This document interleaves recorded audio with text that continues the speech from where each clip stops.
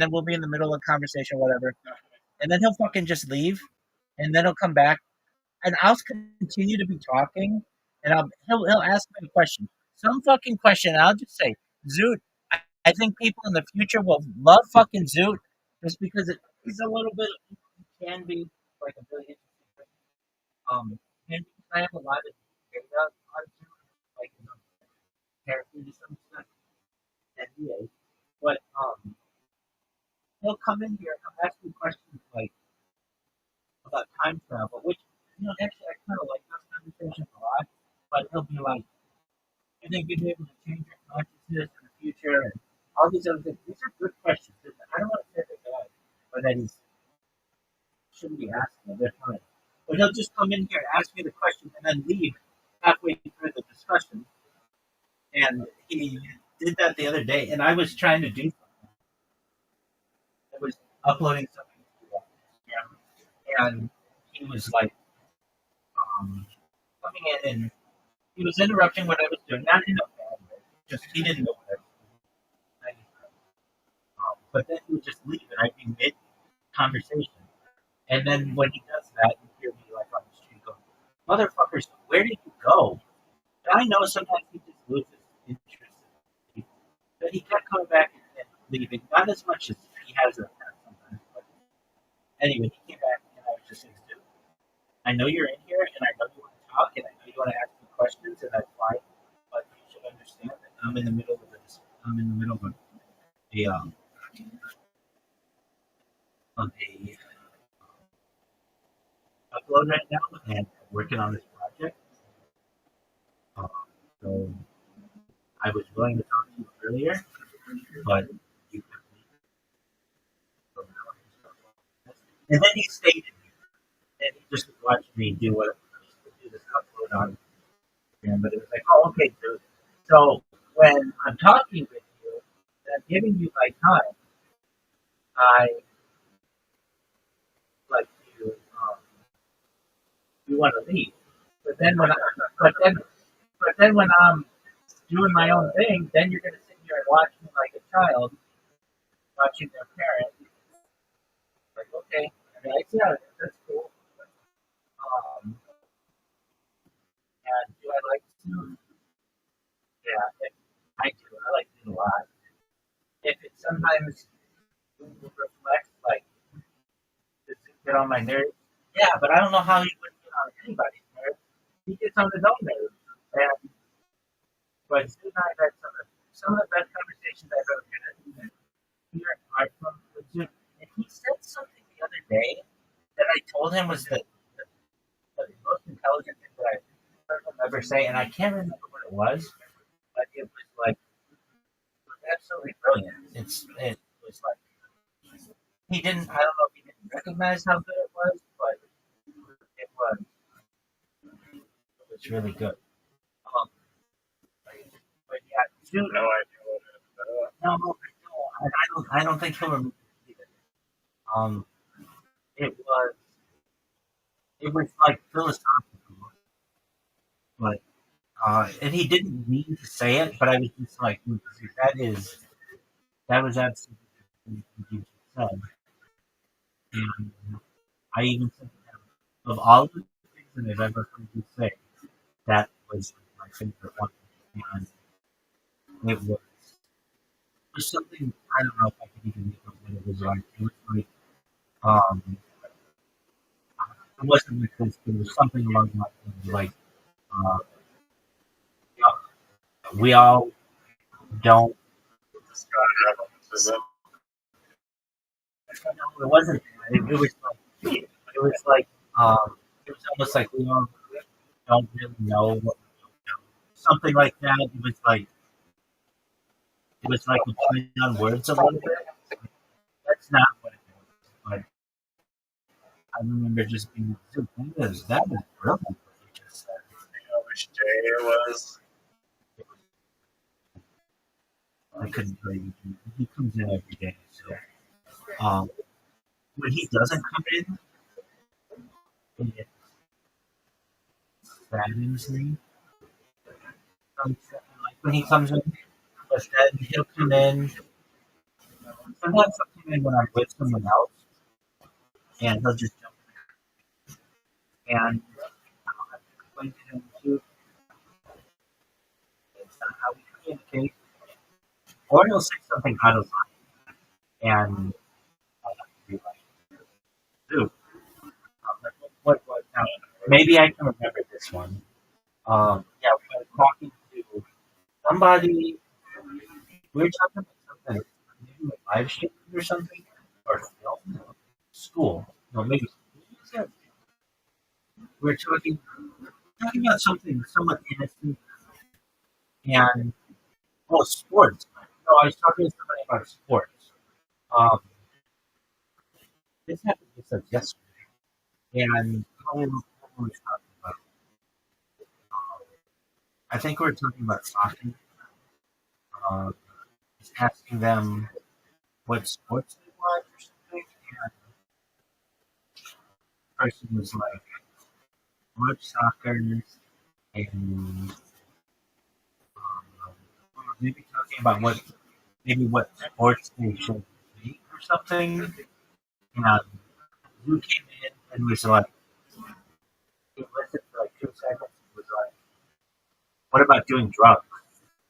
And I was like, "Dude, what are you talking about?" And he's like, "I don't know." And then he just left.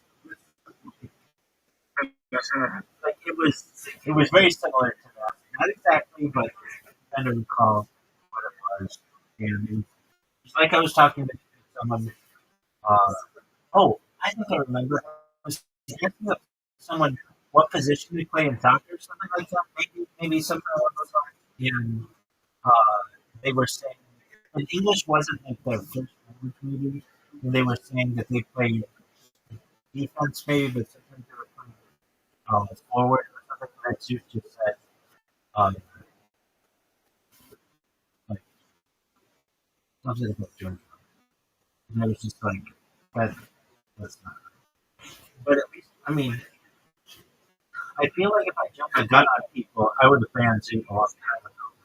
And um, I've ever thought about banning Zoom. No, maybe thought about it. I've told him a bunch of times, and um, that I love him, but I do like him, so I don't want him to go. The other guy, like, you still can't really control what he's doing. The other guy is actively showing on stream, drinking on stream, and then wanting to smoke pot and interrupt me when he's been warned a few times. I don't know him. That's a perfect storm for me. Luke, on the other hand, has at least made clear that he's got some issues with interrupting people. And he has done, he has brought a lot of joy to my life. Even though I make fun of him uh, in ways that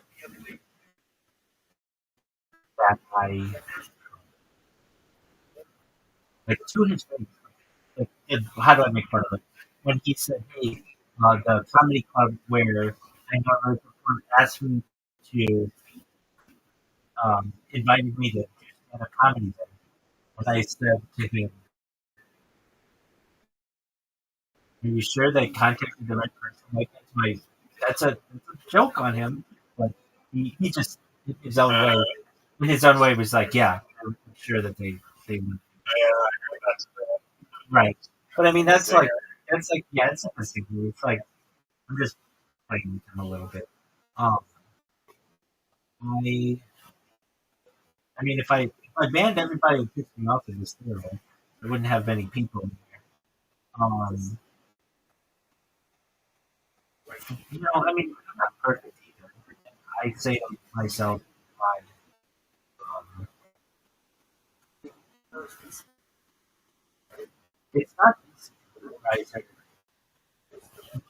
opening yourself up to the world as I do. Sometimes I want private time, and I don't really always give myself that. Sometimes I don't want to talk with anybody. When I get ready, motherfuckers come here and want to talk all night, and it's like, hey, Yeah, it's like having like funky phone, but you can't. Yeah, it is. But you can't turn it off. You just don't turn it off. Exactly. I'm thinking meet as many people as I can on here. And sometimes I really, like when I really want to be alone, quote unquote, whatever, I'll just mute my computer and just do whatever I do. The person who I like most in this server is it's not necessarily Brandon.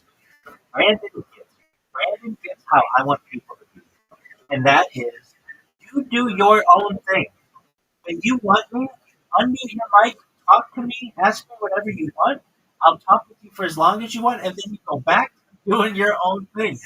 He's the perfect person that I have in here, and I love him for that. He gets it. He doesn't. He doesn't overwhelm me. Sometimes we go a couple days without speaking, but that's not because we don't like each other. Because he's doing his own thing, and in the future, I would love to have the server filled with certainly people who are communicating and things like that, but people like Brandon as well.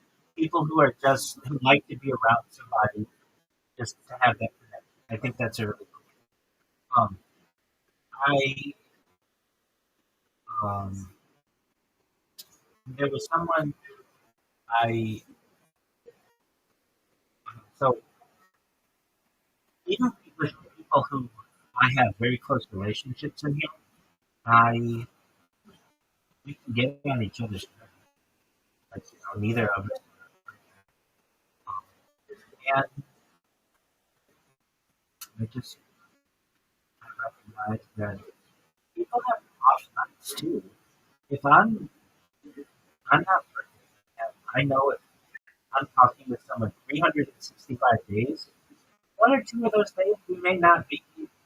I may just be off. They may just be off, and that's going to happen. But I do my best to get people back. I think I had this idea like the other day. I mean, Mr. Beast kind of does it a little bit, not really. But there should be like an isolation Olympics. But I guess the problem with that is that it might possibly just never end. And it'll just be like, I don't know, people that just come master like the microphones that just totally fun. Don't need any external stimuli. I read about I would like to see the isolation of things. I read about a guy. There's a guy who did this on an island, and there's another guy in Africa or India who just isolated himself from women. I think it was, and he went like 20 years talking to a woman, and then there was a guy who just decided isolation. This, The India guy should start in a charity, but I'm not talking over women or feminism. For women's rights, and never talk with them for 3 years. so there are the Sentinelese who are the people in, in the Indian Ocean, but there, there was a guy who was just reading about it. I want to say,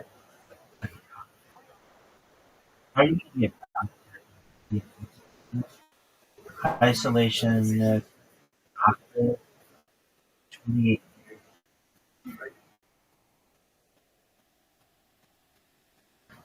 28 years later? Oh, no, wait, I got it right. Dr. E also portrayed as an outfit in the 2025 film 20 Years Later. Former general practitioner who survived isolation on mainly in the Great Britain 28 film. Hold on. Yeah, I was gonna say. I mean, I feel like 28 days later, it's like a horror. Is there Yeah. 8 years later? Yeah. It's, It okay. also work. Yeah. Okay. I guess this is what individual is most insulated from?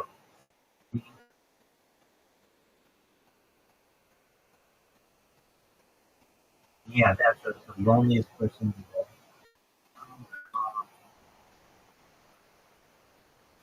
Okay.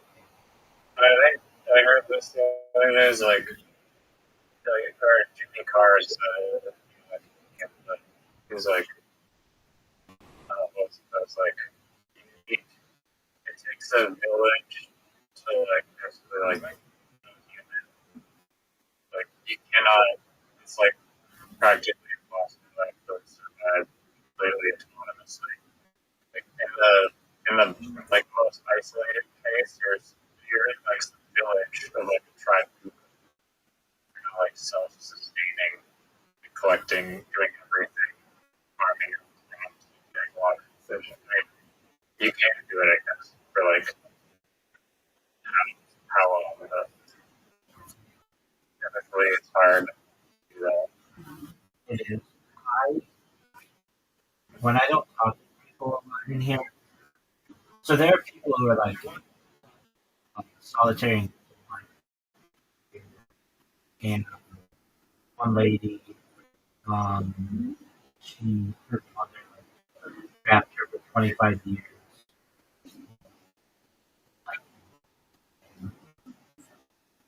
Um, okay, so I can tell you what you end up doing. I've done this. Is you well, maybe it's just how I do it, but and I know I'm on camera, so I have to be in the future. Like, is this as organic or virgin an environment you have where like you? It's like it's not like I don't know the cameras are there. I know that they're there, and I play to them. Every time I get up, I make a joke to the cameras. Even in the morning, when I say some quick prayers, but then I before I go to bed, even say, um, I have this thing that I have to go that way. Well, um, what I say. I say, uh, look at this athleticism whenever I stand up. It's like, why do you say that? I pretend that like people who do play by play on sports are watching me on my stream and like analyzing what I'm doing. And I'll be like, look at this agility. Look at this athleticism. This is unprecedented athleticism that we're. Why do I say that? Because they say it when they're talking about athletes when they have on television, and I talk about it like it's myself, like it's funny to me. It's a joke that I make that people in the future will watch me and be like, "Look at this athletic move! Look at this spin move!" I'll do. I love sports though, so like that is something that's part of my pedigree. To some extent. Um, my love of sports. So I like pretend like sportscasters are announcing like every move what I'm doing.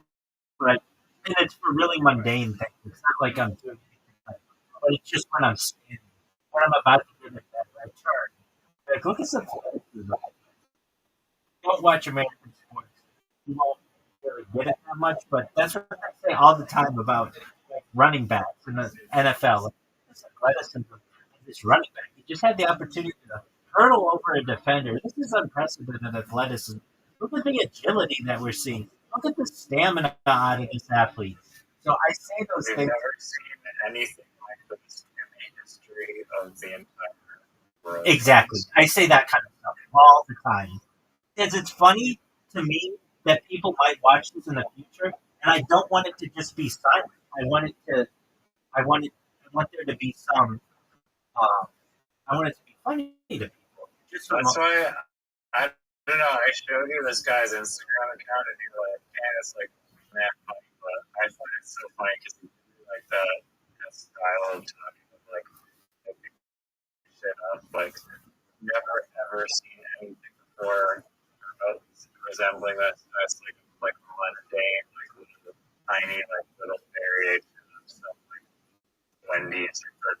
or something. when he went to the last week. Yeah, he just goes to like finds like these like weird little quirks in like the shopping malls, and then makes like, a video making those quirks. Yeah, Like makes itself.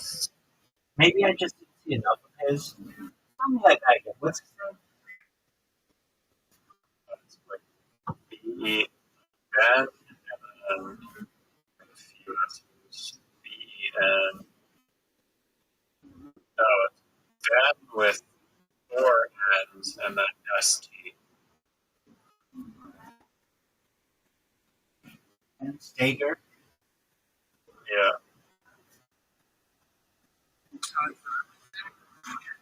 For a first time. This is the first time in my life I have ever seen a former Scotiabank application to a Wendy's. So I want to put it in. And it feels, I feel so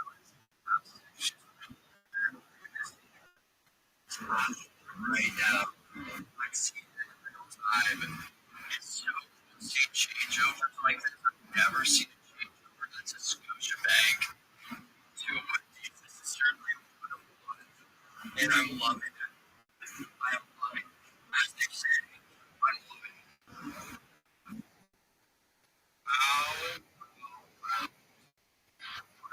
He has a podcast too. Like a Canadian and podcast where he's like very like pro Canada stuff. I With some Canadian exclusives and trying to educate yourself with Canada, look up his podcast. I may not have given him the benefit of the doubt. Oh, wait, were you in here? Yeah, that guy was pissing me off when. Uh, so let me first say, with this guy, Ben, with the crab or whatever in test. Yeah, Ben's cute. I don't think he's overwhelmingly funny. I like his con. How do I want to put it? I like the idea. I think that his videos could be a little funnier, but whose couldn't be? You could say the same thing about my show. But I like the idea, so I like it more than what I saw him do before. That guy who was here before, when you were like, "Yeah, I don't think you use bear spray," and the other guy was like, "Yeah, you can't use a You know, Pelican. pellet gun. Yeah, a pellet gun in Canada," and then you're like, "Are you Canadian?" And he's like, "No, but I'm by the border." And then I was like, "It would have been helpful if you would have looked up and you use pepper spray in Canada, as opposed to, I know you can't use pellet guns in Canada. We're not talking about pellet guns. We're talking about pepper spray." He's like, "Well, you just looked it up." And I was like, "Yeah, but you gotta understand, like, you're just interjecting yourself in this conversation." It was a serious conversation of a friend that we had that I was trying to tell you about, that, he had been attacked, and this guy's talking about pellet guns. Well, in his defense, it was like a maybe. I mean, I don't think his point was this. I don't know that like or pellet guns are illegal. It just kind of was to illustrate like how restricted weapons are in Canada. Perhaps. I think that's what It's like I think that's what he was saying. But it would have been beneficial just to look up the law instead of saying, "Yeah, I don't think you can use anything. You can't use a pellet gun," without looking it up. That's just an assumption. Give me some facts, or like look it up if you're gonna make that comment. And then he said something like, "It could have been." I think pepper spray intended for use on people is illegal in Canada. That's crazy. It is crazy. I was reading a little bit more on that law though. So they say there's like a loophole that it said under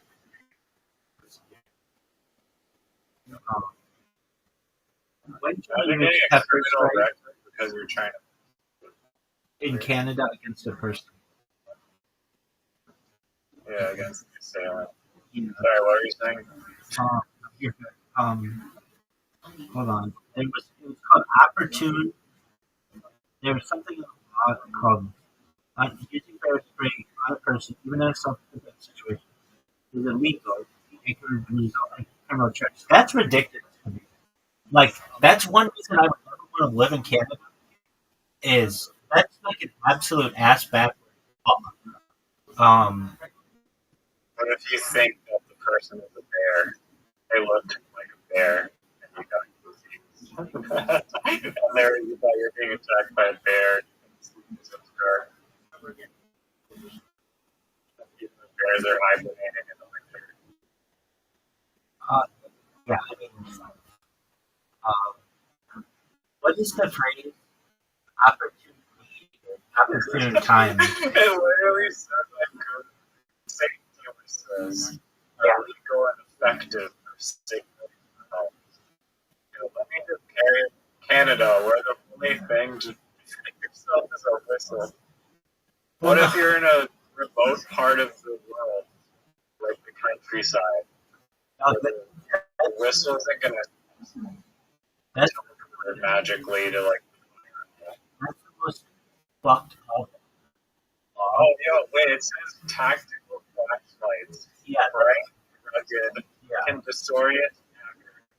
Okay, so you can get pretty juiced up with some tactical flashlights. Wait, and hold on. whistles. Hold on.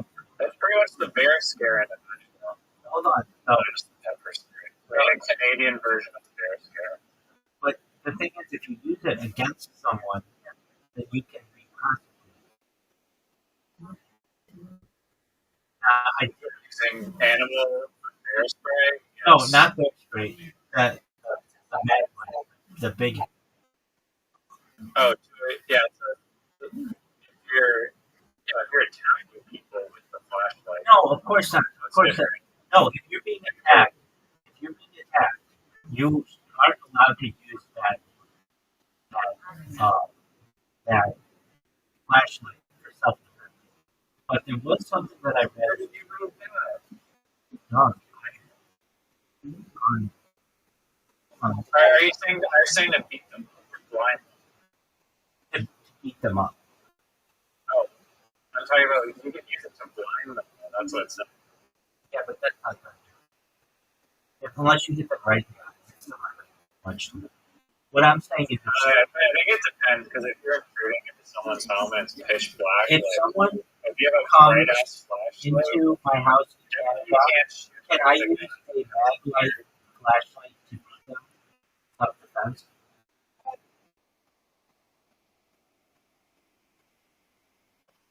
What did you say? In Canada, you may use a maglite or similar flashlight in self-defense only if the force is reasonable and proportional to the threat, and you did not carry it with the primary intent of using it as a weapon. So that's the loophole. Is you carry one of these flashlights with you, and then you say, "I use it because I was afraid of the dark," and then it just happened to be there, and I beat this motherfucker up on the back.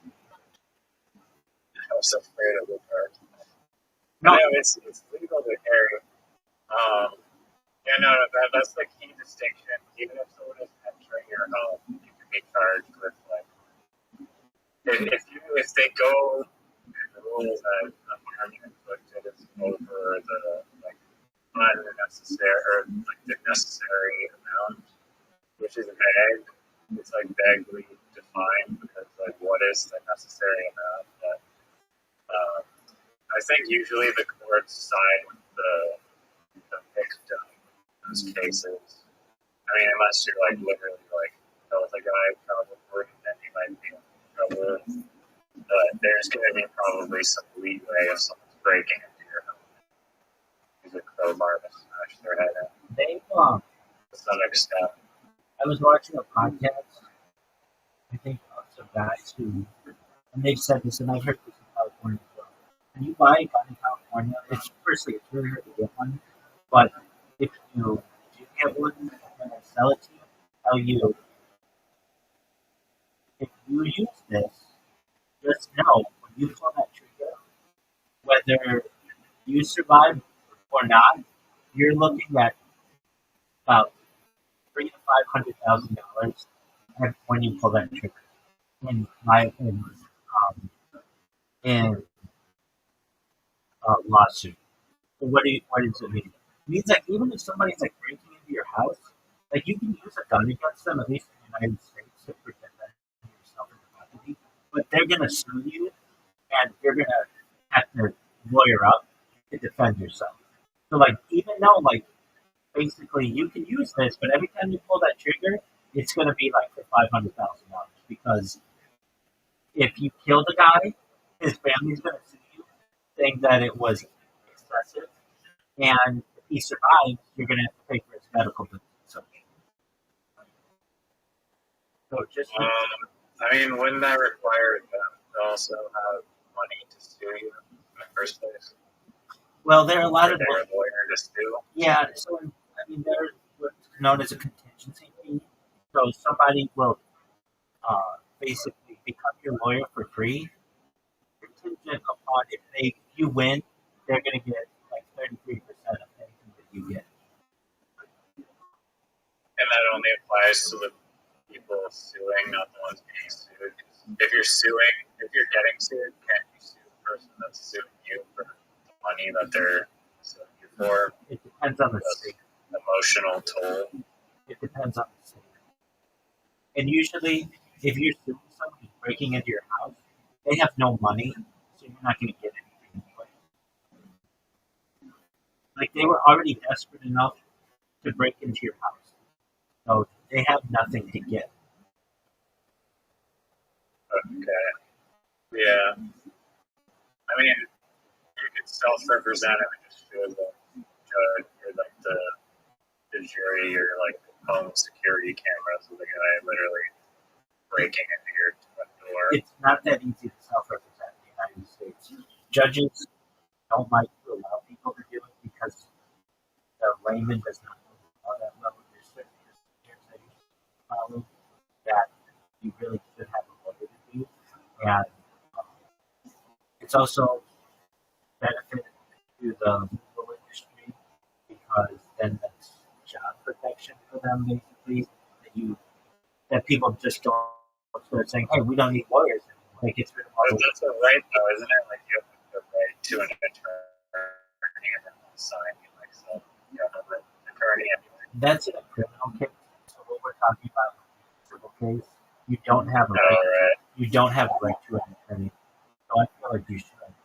If somebody's coming at you with millions of dollars in lawyers, you should be afforded a lawyer for free to be able to defend yourself against that, whether it's a criminal case or a civil case, but you don't have a case of civil case.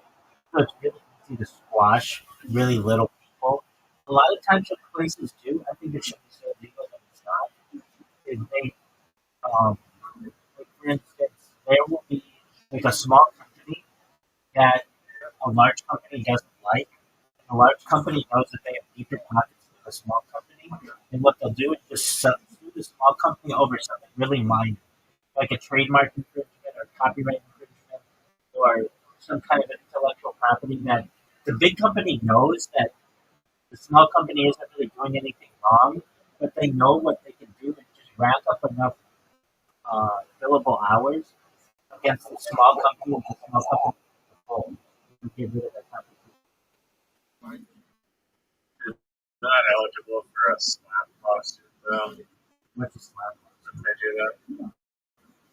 SLAPP is basically like a frivolous lawsuit filed by powerful individuals or corporations to intimidate and silence critics, activists, journalists, researchers. People are speaking. I guess it's kind of similar. But basically, just like filing a frivolous lawsuit against people is an offense, basically, kind of itself. It's hard. Like an example, this in like my town,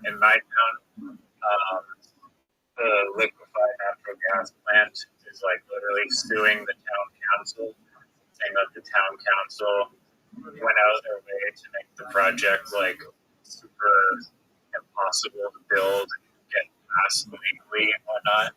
And then like the cost of the project was going up like billions of dollars or something. So they're suing the town council, which is strange. But then people are saying like, "Oh, this might be a slap lawsuit because arguably the town council didn't really do anything illegal. They're just exercising their own rights. So you're really just you're just like taking them to court over this like bullshit almost."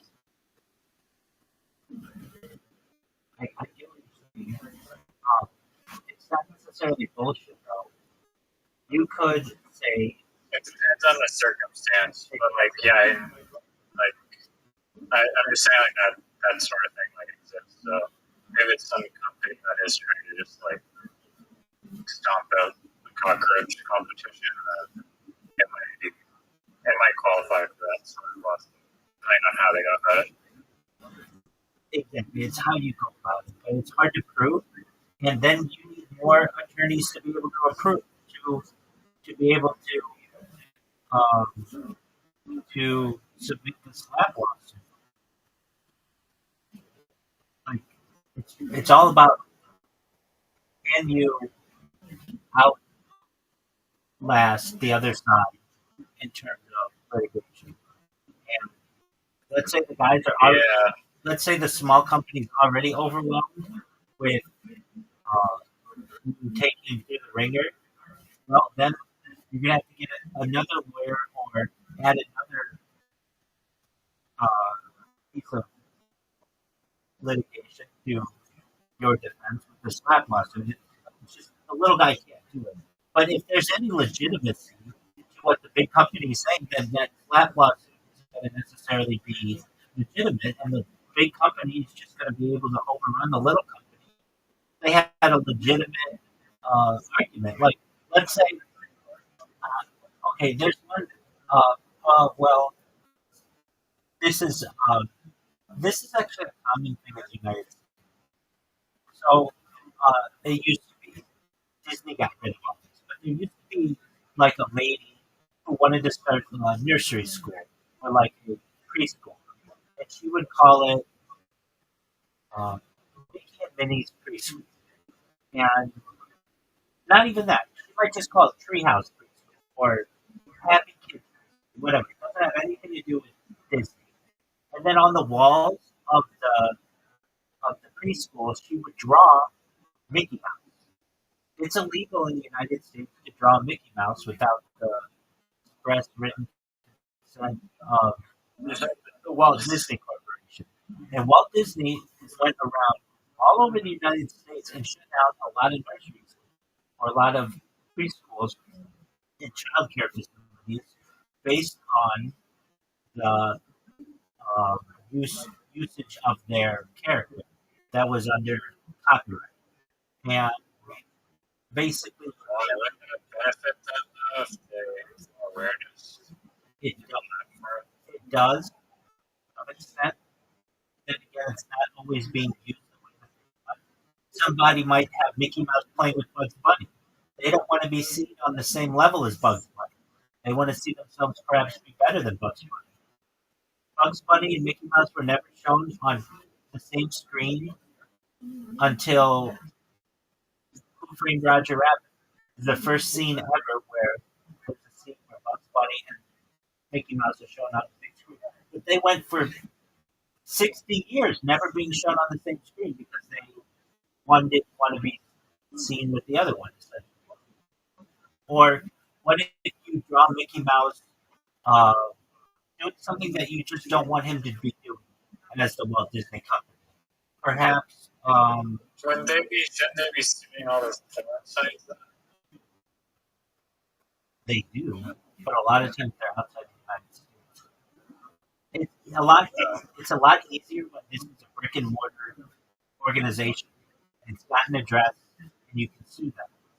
And so, in a case like Mickey Mouse, some teacher doesn't have the money. She's just staying afloat by teaching, or like babysitting.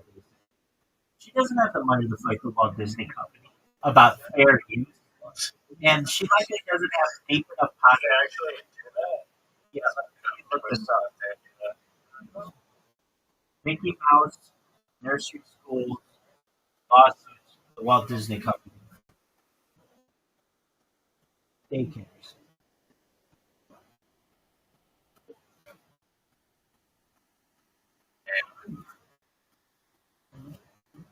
Dick move, Walt Disney. Yeah, but they're starting to get it now because Mickey Mouse is now in the public domain. Okay, in 1989, the Walt Disney Company had legal action against three Florida daycare centers. Very important babies, Good Godmother Daycare, Temple, Louisiana, for painting life-size murals of Mickey Mouse, Minnie Mouse, Donald Duck, and Goofy on their exterior walls without authorization. That's another thing. It's on the exterior wall versus the you know, one's like publicized. Disney argued that these unauthorized commercial uses of the trademark characters constituted infringement, and that failing to enforce its rights could jeopardize its trademark protection, which is another thing. Um, you have to defend these, or else it becomes the common um, in the public domain, and potentially leading them to the loss of copyright through non-enforcement. The centers complied with Disney's demands and replaced the murals with characters from Universal Studios and Hanna-Barbera, such as Scooby-Doo and the Flintstones, after Universal Studios stepped in to offer licensing support. So basically, like Scooby-Doo and the Flintstones, like Universal was smart in their own way, and they're like, "Look, you all got Mickey Mouse there. You can put our shit on there." Uh, so, That is smart. right, I can tell you that when I was a kid, this was before 1985, though, or just before. I went to just like a date, um, that was like Winnie the Pooh, and that could have been prosecuted by the Walt Disney Company. But this was before 1985. Was it on the outside wall or interior? It was called. I think it's the name of it. Um, but there was something to this. Like Winnie the Pooh is actually an older story, and I think they could use it in that sense because it's an older story than what Disney does. It's just that character of Winnie the Pooh with the red shirt and no pants. That guy is later on. But I'm not exactly sure. I didn't spend much time there, but I do remember that was very common. You go to a lot of places in Southern California, and they're very Disney oriented. And even if they don't have maybe a character on the wall or something like that, all the toys inside are just filled with Mickey Mouse and Minnie Mouse and all that other shit. What Disney and the future? Do you think other cartoon characters will become more popular? Do you think Disney will keep iterating to stay relevant? Do you think they'll be drowned out by like the flux of AI and other content available? This is a great question. So you know how there's that thing, The Simpsons predicted it, The Simpsons predicted it. You know what I'm talking about? Yeah. And so The Simpsons predicted in the future, like Disney actually buy The Simpsons, and they did. They bought 20th Century Fox, and everything would just become under Walt Disney canopy. I can tell you that Disney, it can be a very lucrative company. And okay, so you're asking about cartoons and stuff, and I'm into that, but I just want to share this because I think this is really fun. So Disney had plans in like the 1960s to build a. They had Disneyland in Anaheim. They wanted to build in Long Beach, which is just like, I don't know, 15 miles away or so.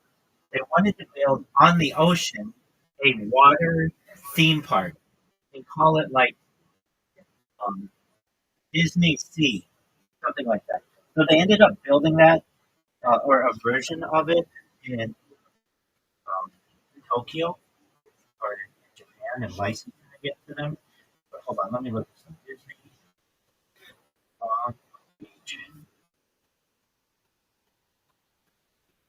So, it's called Port Disney. There was a canceled property development um, with, and it was okay. So it wasn't going to be called Disney Sea.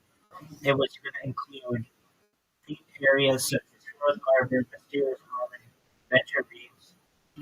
All right. So it was going to be this $2 billion project in 1990.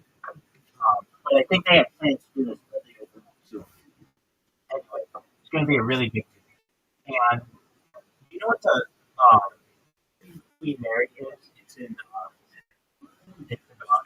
it's not a ferry. It's like the Titanic, but just bigger. Okay. So I basically, knew it was a vessel. yeah. So basically, like, there was like the Titanic and um, the Olympia. Uh, uh, yeah, they were like these big ships that like really rich people would use from like the beginning of the 1900s, and then there was the Queen Mary, which was like a version of this for like the 1930s, and then there was what's called the Queen Elizabeth second QE2, which was big in like the 1960s and 1980s. But they were just these tiny ocean lines. So anyway, the Queen Mary, when it was done, they didn't know what to do with it, and they put it in Long Beach Harbor, and it's a tourist attraction, and it's supposedly haunted. And I mean, like I've been there with my family, and it's like uh,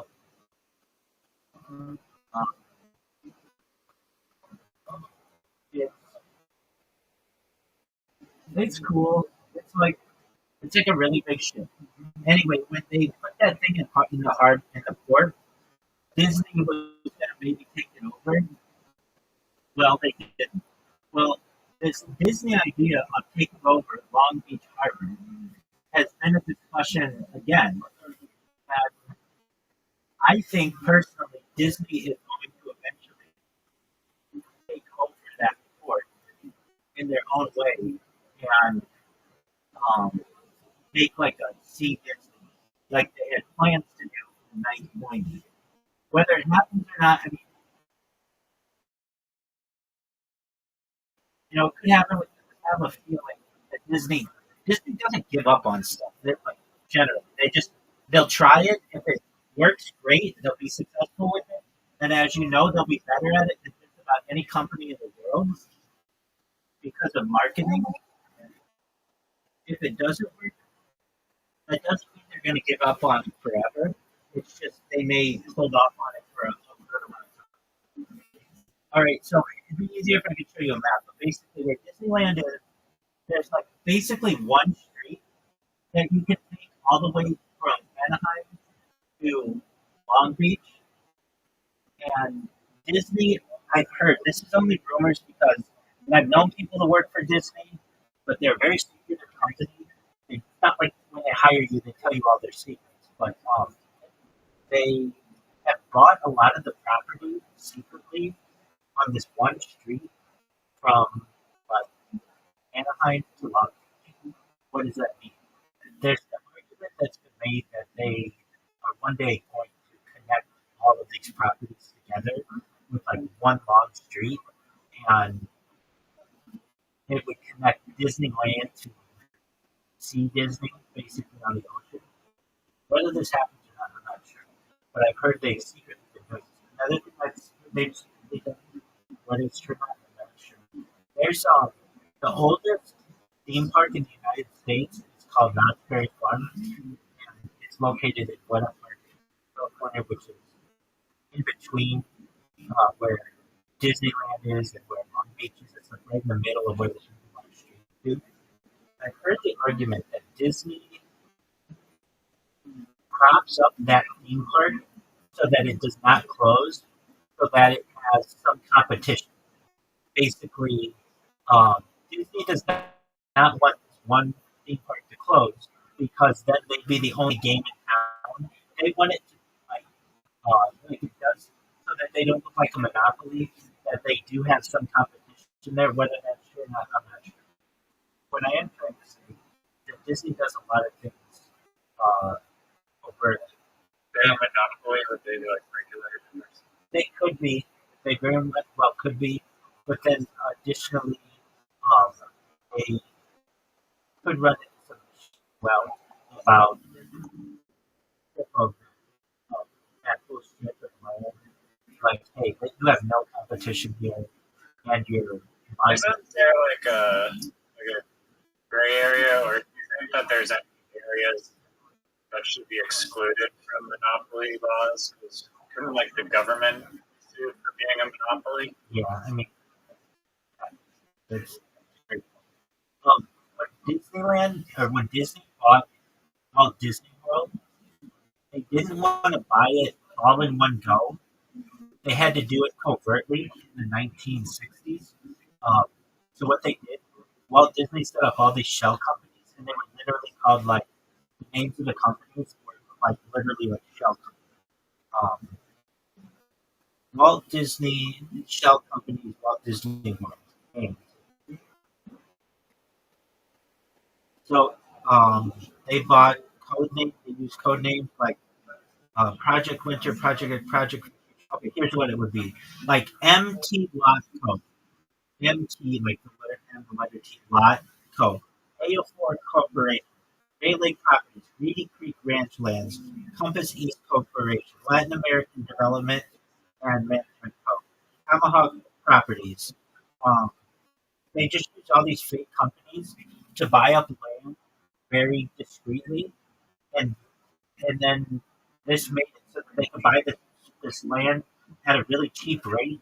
See, if Disney would have come in and said, "Hey, we're going to build the biggest uh, theme park in the world in Florida," property values would have skyrocketed. So they didn't want that to happen. So they bought it through all these little companies, it's like shell corporations, so that nobody panicked. And then all of a sudden they made an announcement, "Hey, we're going to start this theme park," and all these people who sold their land for really cheaply were pissed off because they could have sold it for a lot more if they knew that was going to be the biggest theme park in the world. Basically, Disney has already done these kinds of real estate deals, very discreetly and covertly. So I can see them doing them even more in Southern California again. I mean, when But that's not necessarily like a horrible thing. That's just more like smart business practice. well, at a certain point, isn't all your business a horrible thing against somebody? Because they didn't directly harm anyone Yes, they did. necessarily. They harmed the land and the housing of people there. Basically, Yeah, but those people made their own choice to sell the property. yeah, but I mean, maybe they did it in a not. And do the people that like sell their property before a huge sports gets in their backyard? Do they also feel ripped off? Yes, they a lot of times do because that's done a lot of times through eminent domain. Basically, the government saying that we're because of tax reasons or whatever, we're going to steal this property and give you the bare minimum, like what it's called, like the estimated, uh, like the lowest estimate available or something of what it is worth. So a lot of times those people get screwed. It's going to be a sports stadium. The lowest possible is the lowest. It's something like that. Yeah, I mean that's not it exactly, but or if it's going to be an airport or a seaport or something, yeah, people get screwed out of that stuff. Um, but I mean, is it raises a good question? All are all prudent business decisions in one way or another? damaging to something else. I don't know if they all are, but the far majority probably are in one way or another. Um, anyway, so Disney does this covertly with stuff with real estate. Oh, and I've also heard Disney built a theme park in like North Carolina. They've already started, and they've also started. I mean, they've done this. This is like 30 years old. They have Celebration, Florida, which is a city that's maintained by the Walt Disney Corporation. Um, so they're like a much larger corporate company than a lot of people think.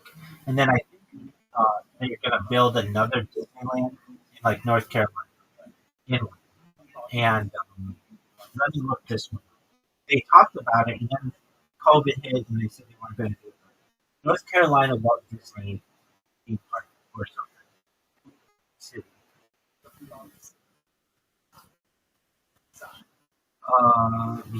Walt Disney is not building a theme park in North Carolina. Instead, it's developing a residential community near Hysteria in Chatham County near Pittsburgh, will be part of the larger Chatham project, a master plan development. The project, known as Story Living Disney, so that's what it is. Story Living Disney will feature approximately 4,000 homes across 1,500. So, like, Disney's starting to get like into building of like cities, and they've done it before. Um, so when that starts to happen, it's like, well, then will they start to run governments? Like they're already starting municipal governments. Anyway, so you had originally asked, what about cartoons? Well, if you have to think like Disney has this, uh, their clause in everything, not just real estate, but they have it in kind of intellectual property as well. If your question was, all right, do you think Disney will in the future be able to um, control that, or do you think it'll be like open source or small little students? I think that Disney will just become more and more powerful. So what will happen? Let's say you get a really good, I don't know, storybook, whatever, together.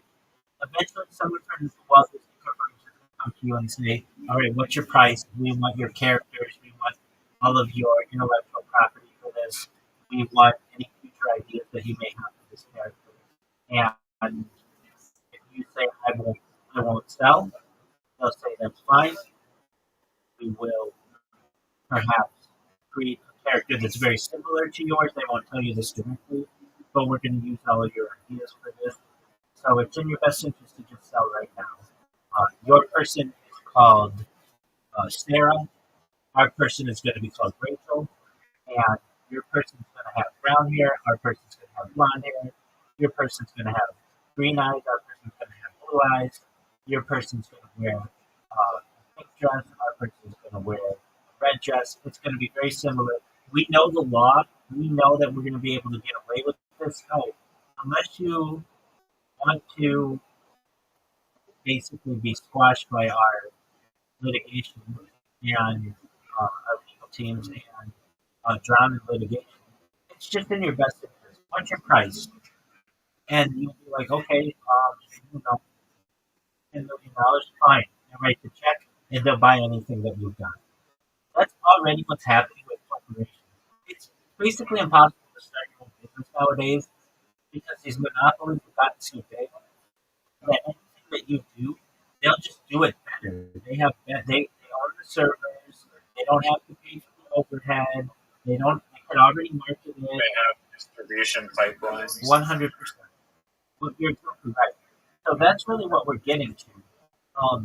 Anybody who comes up with any kind of good idea nowadays just usually gets it bought eventually. And it's not like they're not making out well, but Disney doesn't want competition. So you've got like this new deal. I'm sure you've heard of it. You have Warner Brothers that is being bought by Netflix, and Paramount came in and tried to buy it, and the people of Warner Brothers said, no, we didn't want to be part of Paramount. We want to be a part of that. very soon Netflix is going to own everything from like perhaps like some of these things, but like Superman, Batman, all that shit. And then I've heard people in mine saying that like Netflix will go extinct, kind of as like Apple and Amazon and Hulu, like all these different other streaming services. And it's all about like Disney doesn't probably want any of their things. That's why I just love the law. I mean, So what will happen is essentially what's happening right now in the food industry, and this is the way that the corporations like it. All right, so all of the food in the United States, I shouldn't say all of it, 90% of it is, well, let me put it, it's like retail banking in the United States. There are 4 major retail banks in the United States, and that's it. There's Chase, JP Morgan, there's Chase, there's Wells Fargo, there's Bank of America, and there's Citibank. Aside from that, you get some smaller regional banks, but it's all controlled. And you can't sue any of these companies for being a monopoly because they say we've got competition. Chase says we have Wells Fargo and Bank of America and Citibank as our competition, so we're not a monopoly. Yet they squash everybody else. The same thing has happened in the food industry. There's like Coca-Cola Company for anything, any beverage. There's Coca-Cola Company, PepsiCo, Dr. Pepper Curry, and um, basically like that's it. I mean, it seems like there are at least on Shark Tank some beverage producers, even though to actually get shelf space on like a Walmart thing would be like impossible. My friend, in my hand, pigeons that in, try to in my hand right here, I have a poppy. Poppy is a Shark Tank innovation. It originally was marketed as Mother's Drink on um, Mother's Soda on Shark Tank, but a court said you couldn't use that name, so they had to change it to something. It's Poppy. Poppy was eventually purchased by PepsiCo. This is the biggest drink that's been on Shark Tank. I have one in my hand right now, and it eventually was bought by PepsiCo. That's what happens. Many of these things get big, and the company says to the founder, "How much is it going to take for you to give up your interest in this?" And everybody's got a price. So they need some giant number, $2 billion or whatever, and then the company says, "Okay, we're going to buy this $2 billion," and then 5 years or 10 years down the line, that ends up being like 10 billion, and the people end up picking it. Nevertheless, they're billionaires, so who cares? And then the thing is, these companies like PepsiCo and Coca-Cola Company and Dr. Pepper Schweppes aren't owned by individual investors; they're owned by hedge funds, and the hedge funds each take a certain percentage. So, like Millennium Capital and BlackRock and Blackstreet and State Street and uh, Berkshire Hathaway and these other companies end up just owning these different uh, companies in percentages. They own 50% of Coca-Cola, and then they can say, "Hey, we own 50% of Coca-Cola. We want you to have more people who wear the color red on your commercial, or we want more people who have blue hair in your advertisements, or we want more whatever." They're able to say whatever they want because, yeah, 50% isn't the majority, but it's a lot. If you own 50% of Coca-Cola, you have a big sway with their board.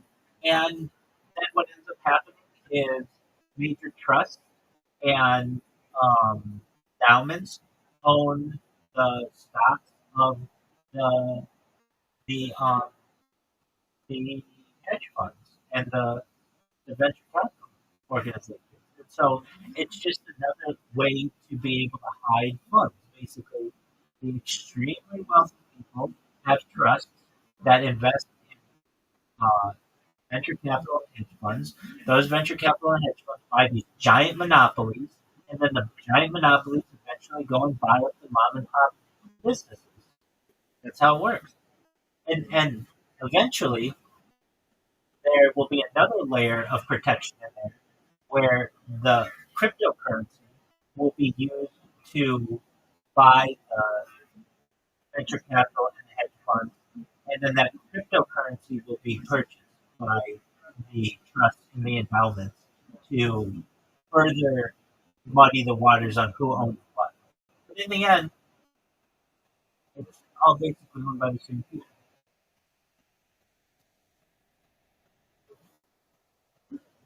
Right. Yeah. Okay, so to your question about cartoon characters, though, that's just the idea to start up. What happens with like cartoon characters that already exist? Zoot and I were looking at this the other day. Zoot was like, what do you think is bigger, Harry Potter and Mickey Mouse, or Harry Potter and Bugs Bunny? And I'm like, all time, Bugs Bunny. So it's like, no way, it's Harry Potter. If we look up Harry Potter on paper, is worth more than Bugs Bunny ever was. However, when you factor in inflation, it depends what inflation data you use. If you current inflation data, like they'll say, Harry Potter's worth more than Bugs Bunny. But if you use the workers' inflation, basically like what it is with what you're dolling, you're buying, the power of of what a worker makes and what is made over the last century. Bugs Bunny's worth way more. Bugs Bunny's worth like trillions of dollars. If you think of like going back to every Bugs Bunny cartoon that's ever been, and people and what they, and even though going to see the movie of Bugs Bunny was only 25 cents, you only made $400 all year. 25 cents of that, giving it to Warner Brothers or Bugs Bunny was a lot, as opposed to today, with how it works with inflation and such. Um, and so, when's the day gonna come when Mickey Mouse is and Bugs Bunny owned by the same company? And I think that sooner rather than later. He has to do is basically buy Warner Brothers at that point. Netflix is buying Warner Brothers. That's Looney Tunes, which is Bugs Bunny. And then all Disney has to do is buy Netflix. Or have some kind of merger, which would probably happen. If I mean, I know people who work at Netflix and people in the entertainment industry. They don't like Netflix. Netflix is not seen as a positive aspect of Hollywood. And in its own way, took advantage of a lot of people when streaming first started. Basically, they took like the reason why Netflix became really popular is because the contracts that were written in like the 1950s, 1960s, 1970s, 1980s, 1990s when streaming wasn't a thing. So Netflix didn't have to pay for welcome. What up, PNG? So Netflix didn't have to pay for um, the same licensing that, say, Warner Brothers would have to, or a brick and mortar organization, because it was a digital entity, essentially. Does that make sense, right? Yeah. So that was a loophole that allowed Netflix to really expand. The loophole that allowed Amazon to take over was the fact that when it first started, it was not charging people sales tax. And what it would do is it would just say, let's say you wanted to buy a beach ball online. If you bought a beach ball at a brick and mortar store, let's say the beach ball was $10 plus tax. If you bought it on online on Amazon.com, it was just $10 flat. They weren't charging sales tax, and then eventually, state by state, they had to enact legislation. But that took a bit of time, and that gave Amazon a huge foothold in given markets where they could essentially overtake any kind of competition. The other thing that Amazon does and is to be able to ensure a monopoly on online sales is what they do. When you sign up, let's say you want to sell beach balls, Amazon says, "Great. What's the cheapest you sell beach for? What's the cheapest price you sell beach balls for?" And you say $10, and they say, "Okay, that's great. You're going to sell them on Amazon for $10. You cannot sell them anywhere else on the internet for less than $10. If you do, you have to tell us what that price is. You have to sell it on Amazon for that price. Basically, when people go to Amazon, they know that they're going to get the cheapest price, which gives Amazon a major strategic advantage on any of their competition. There's a word for that, or like a phrase for that, like the destination agreement or something. Right. Favored nation.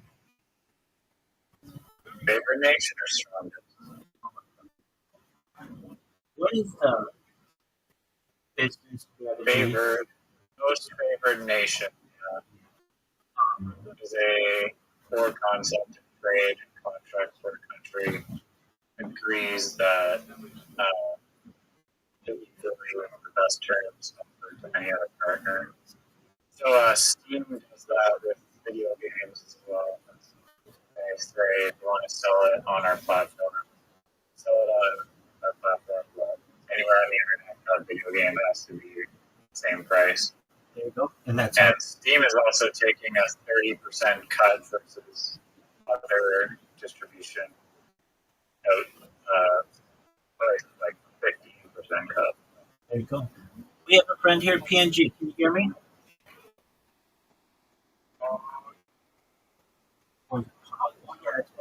Apologies. Okay. Well, that's cool, Pog.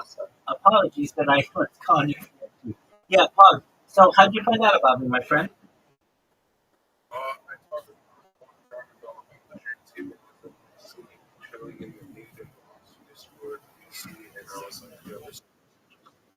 Oh, excellent. Wonderful. We're dog. We're going to make sure that you're able to. If I'm able to, I'm going to make sure Pog's able to. How's that sound to you, my man?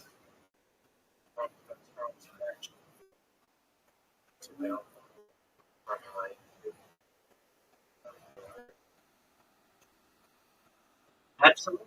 Mind uploading technology, where you can become a cyborg, a cybernetic being, an android, an avatar, a clone of yourself, a robot, and anything, whatever you want to do, right? Absolutely. Yeah, that's a good question. Well, first, we have to declassify, perhaps.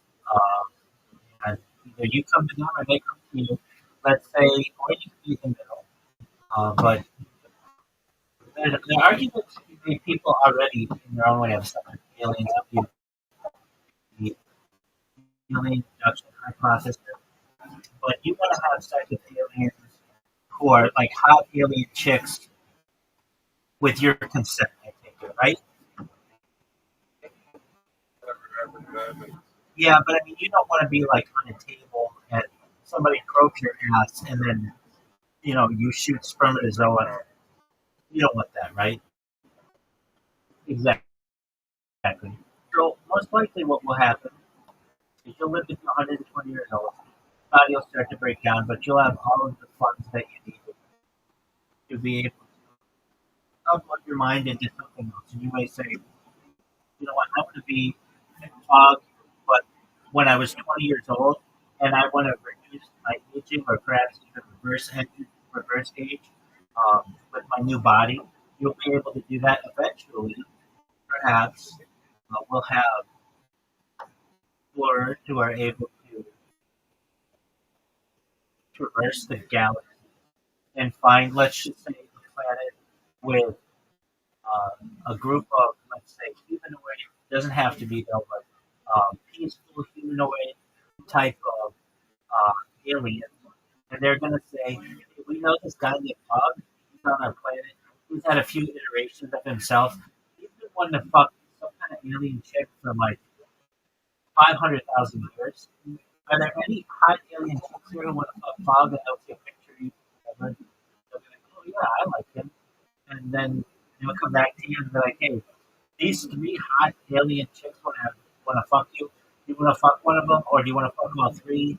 And you'd be like, I maybe one at a time. So then they'll either come to you, or you'll maybe be able to go on a mission with them, and then be able to inseminate them, perhaps, or just be able to have intercourse with them if you want, if they want, and then you can go on your mutual ways. You can exchange numbers or whatever communication is like in the future, and then your body will eventually perhaps uh, start to decompose. You'll just upload your mind consciousness into another being, and you can go back to that chick on that planet or one of her two friends or whatever, or go find some other chick in the universe that you want to impregnate her. I say chick, but like female alien or not. That's just how it works, and you keep doing that. I mean, right now the universe is like 13.8 billion years old. It has a lifespan of like 60 billion years.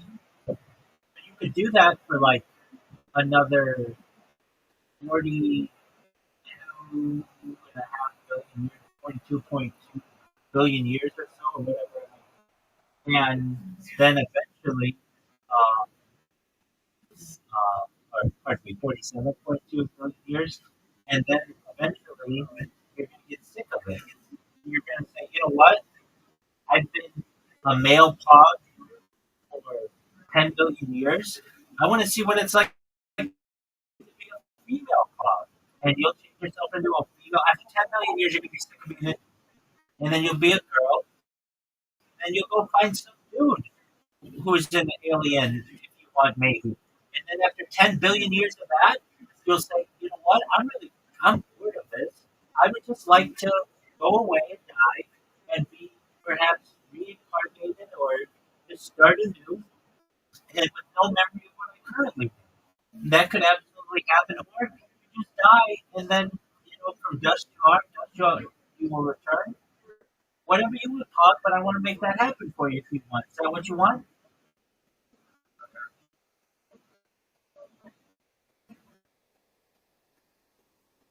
Well, that's So what. it's actually a reality, like you actually blow your mind forever. Right now, if you were to die like tomorrow, today, you could upload your mind and probably die. Now, right now, we would use cryogenics to be able to freeze you, to be able to preserve you in the best manner possible, so that perhaps within a generation, when essentially revivification is possible, where we can reanimate people who were once dead, we're able to experiment with that, it becomes a reality, then we will be able to perhaps bring you back. As of right now, scientists are currently experimenting with memory transfer. So they'll take mice and they'll have the mice run through a maze, and the mice will learn the maze, and then they will transfer the parts of house sometimes, or they're starting to do this electronically. They'll transfer parts of a brain into the brain of another mouse, and the memories are preserved. And then when a new mouse does the maze, it does the maze perfectly the first time without any previous knowledge. And when that happens, scientists know that successfully the memory has been preserved. So that's just the start. And we're doing that with small mammalians now, small mammals. So the fact that that's already being done, that's a huge undertaking. And that's just what is made public. What we're really waiting on is the public disclosure of the world's first brain transplant. We've had face transplants and, of course, heart transplants and lung transplants, even animal tissue that has gone into humans, but there has not yet been a publicly acknowledged brain transplant. That is the ultimate, that's the last organ that humans have been unable to transplant. And there's been arguments to be made that this has been done in China before, but they just haven't publicly acknowledged it yet. But there are some doctors who have said that they were able to do this. Whether it's true or not, I'm not sure. But once that's made public, the first brain transplant, we're going to have a lot of people who are wondering, well, how does that work? And did it really transfer someone's consciousness into someone else's consciousness? And theoretically, it may. And if that happens, that's going to be a really interesting day when we're able to interview that person and say, wait a second, you were in this other body, and that body was incapacitated somehow. They transferred your brain from that body to this other body, and you're now in this new body. What's that like? That hasn't quite been done yet, at least not publicly acknowledged. But many people say that it's already been done, and it's just a matter of time until that type of information could be classified. So that's really what you're looking for. It's an amazing time. I would say you, if you were born, 2 or 3 generations ago, you're kind of SOL, but you're right on the verge. I analogize this to people. It's like we are on Columbus's Nina, the Pinta, and the Santa Maria, and we start to see that there are birds overhead and there are branches in the ocean. And somebody jumps at land ho, and we're getting to the land and we're just approaching it. And that's where we are right now. We haven't quite jumped onto land yet, but we can see it. And you were born during a time where somebody said land ho, and we're approaching the land. And now we just have to wait until the ships come ashore when we can really bridge that gap between death and mind uploading, which is essentially digital immortality.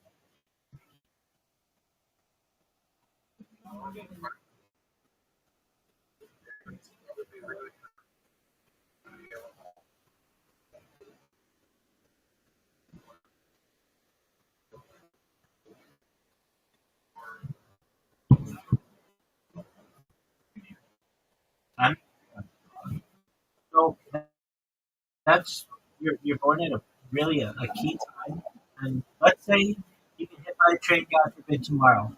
Well, Paul, your discussions on my stream are archived forever, as long as YouTube exists. YouTube will eventually sell their data to someone else, but basically, you're archived in the annals of history. And if this were like 3,000 years ago, it would be like you would have like a mention in the Bible, or 5,000 years ago, and you'd be in like the Epic of Gilgamesh. Like you're in here.